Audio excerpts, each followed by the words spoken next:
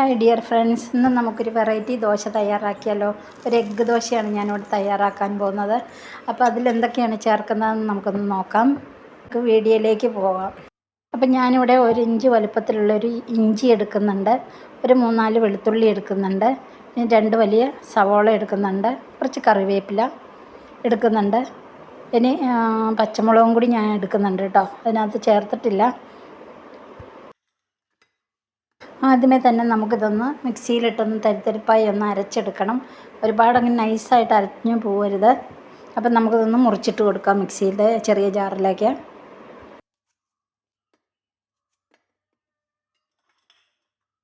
ഇനി നമുക്കിതിലേക്ക് കുറച്ച് മുളക് പൊടി ചേർത്ത് കൊടുക്കാം. കാശ്മീരി മുളക് പൊടിയാണ് ചേർത്തിട്ടുള്ളത്. ഞാനിവിടെ 2 സ്പൂൺ മുളക് പൊടി ചേർത്ത് കൊടുക്കുന്നുണ്ട്. ഇനി ഇതിലേക്കൊരു 1/2 സ്പൂൺ കായപ്പൊടി നമുക്ക് ചേർത്ത് കൊടുക്കാം. അപ്പോൾ ദോശയ്ക്ക് ആവശ്യമായ നമ്മൾ കൂട്ടിവിടെ തയ്യാറാക്കിയിട്ട് എടുത്തിട്ടുണ്ട്. ഇനി ഞാനിവിടെ ഇന്ദുപ്പാണ് ചേർത്ത് കൊടുക്കുന്നത്. ഇതിലേക്ക് മാർക്കറ്റിലൊക്കെ നമുക്ക് മേടിക്കാൻ കിട്ടും. ഇത് മറ്റേ ഉപ്പിനേക്കാൾ നല്ലത് ഇന്ദുപ്പാണ് കേട്ടോ.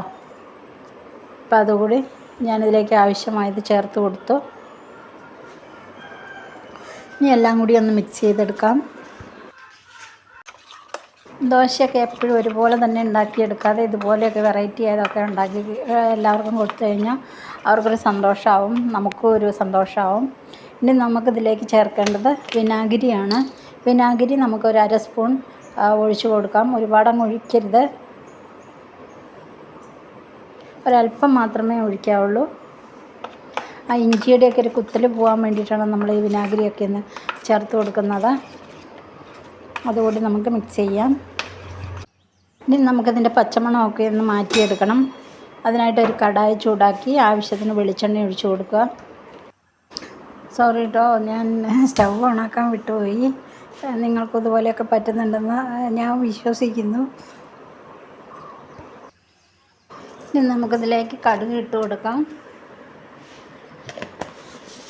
കടുക് പൊട്ടി വരുമ്പോൾ അരച്ച് വെച്ചിരിക്കുന്ന കൂട്ടുകൂടി നമുക്കിതിലേക്ക് ചേർത്തൊന്ന് പച്ചമണം മാറുന്നവരെ ഒന്ന് വഴറ്റിയെടുക്കണം.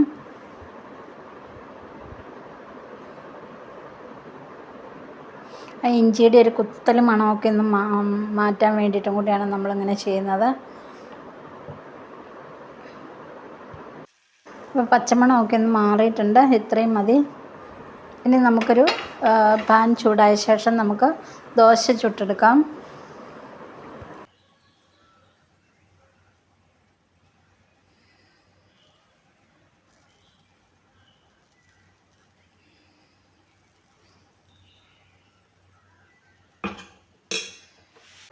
ഇനി നമുക്ക് നെയ്യ് ഇഷ്ടമുള്ളവർക്ക് കേട്ടോ ഇതുപോലെ കുറേശ്ശെ നെയ്യ് ചെറുതായിട്ടൊന്ന് ഇതിൻ്റെ പുറത്തേക്ക് നമുക്കിത് ഒന്ന് സ്പ്രെഡ് ചെയ്യിക്കാം.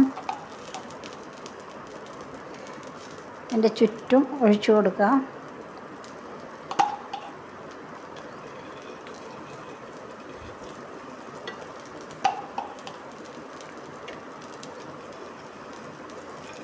അത് നന്നായിട്ട് മൊരിഞ്ഞ് വരണം കേട്ടോ. ഇത് വേണമെങ്കിൽ ചേർത്താൽ മതി കേട്ടോ, വേണമെന്ന് നിർബന്ധമില്ല. ഇതൊക്കെ ഓപ്ഷണൽ മാത്രമാണ്. ഇനി നമുക്കിതൊന്ന് മറിച്ചിട്ട് കൊടുക്കാം. അപ്പോൾ അടിഭാഗം നന്നായിട്ട് മൊരിഞ്ഞ് കിട്ടിയിട്ടുണ്ട്. ഇനി നമുക്കിതൊന്ന് വീണ്ടും ഒന്ന് മറിച്ചിട്ട് കൊടുക്കാം. ഇനി ഇതിൻ്റെ മുകളിലേക്കായിട്ട് നമ്മൾ വഴറ്റി വെച്ചിരിക്കുന്ന ചമ്മന്തി കൂടി നമുക്ക് ഇതിലേക്ക് ഒന്ന് ചേർത്ത് കൊടുക്കാം. മുകളിലായിട്ട് നമുക്കിതുപോലെ ഇട്ട് കൊടുക്കാം. ഫുൾ കവർ ചെയ്യണം കേട്ടോ.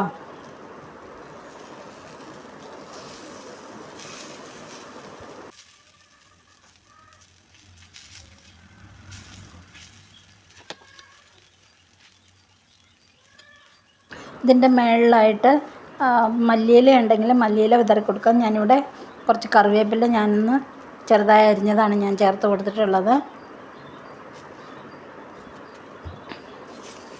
നമുക്കിതൊന്ന് മറിച്ചിടാം. മറിച്ചിട്ടതിന് ശേഷം പെട്ടെന്ന് തന്നെ എടുക്കണം കേട്ടോ, അല്ലെങ്കിൽ കരിഞ്ഞു പോവും.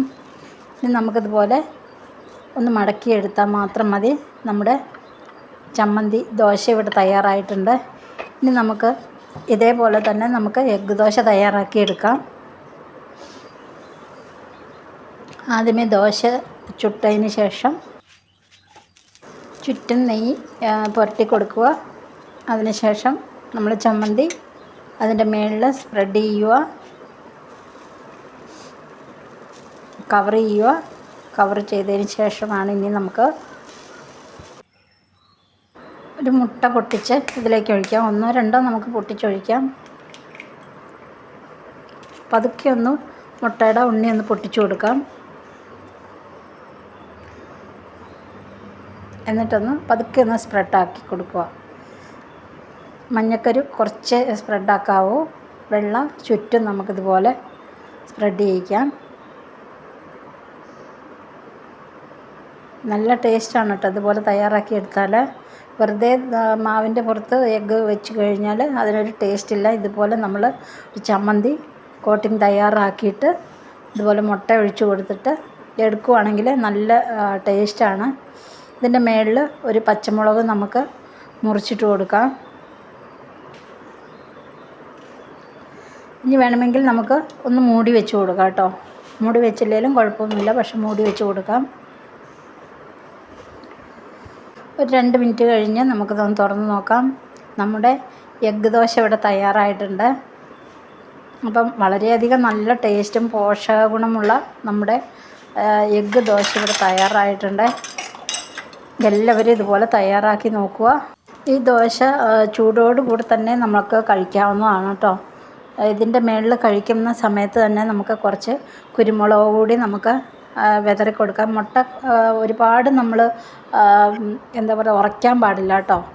ചെറിയൊരു ലിക്വിഡ് പോലെ വേണം മഞ്ഞക്കരുവിലൊക്കെ. അപ്പോൾ ഒരു കുരുമുളകും കൂടി വയ്ക്കുമ്പോൾ ബുൾസയൊക്കെ നമ്മൾ കഴിക്കില്ല, അതുപോലെ ആവണം.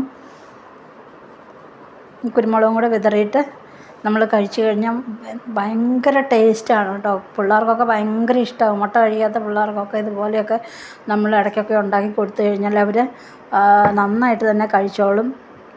സ്കൂളിലൊക്കെ പോകുന്ന പിള്ളേർക്കൊക്കെ ഇതുപോലെ നമുക്ക് ഉണ്ടാക്കി കൊടുക്കാൻ പറ്റും. അപ്പോൾ അവരിപ്പോൾ ഉച്ചയ്ക്ക് അല്ലെങ്കിൽ കഴിക്കാത്ത കുട്ടികളൊക്കെ ഉണ്ടാവില്ലേ, അപ്പോൾ അവർക്കൊക്കെ ഇതുപോലെയൊക്കെ ഉണ്ടാക്കി സ്കൂളിലാണേലും കൊടുത്തു വിടുകയൊക്കെ ചെയ്യാം. നമുക്ക് ഓഫീസിലാണേലും കൊണ്ടുപോവുകയൊക്കെ ചെയ്യാം. അപ്പോൾ എല്ലാവർക്കും ഇഷ്ടമായി എന്ന് വിചാരിക്കുന്നു. എല്ലാവരും ഇതുപോലെ തയ്യാറാക്കി നോക്കി അഭിപ്രായം അറിയിക്കാൻ മറക്കരുത്. അതുപോലെ തന്നെ ആദ്യമായിട്ട് കാണുന്നവരുണ്ടെങ്കിൽ സബ്സ്ക്രൈബ് ചെയ്യുക, ലൈക്ക് ചെയ്യുക, കമൻറ്റ് ചെയ്യുക. Thank you.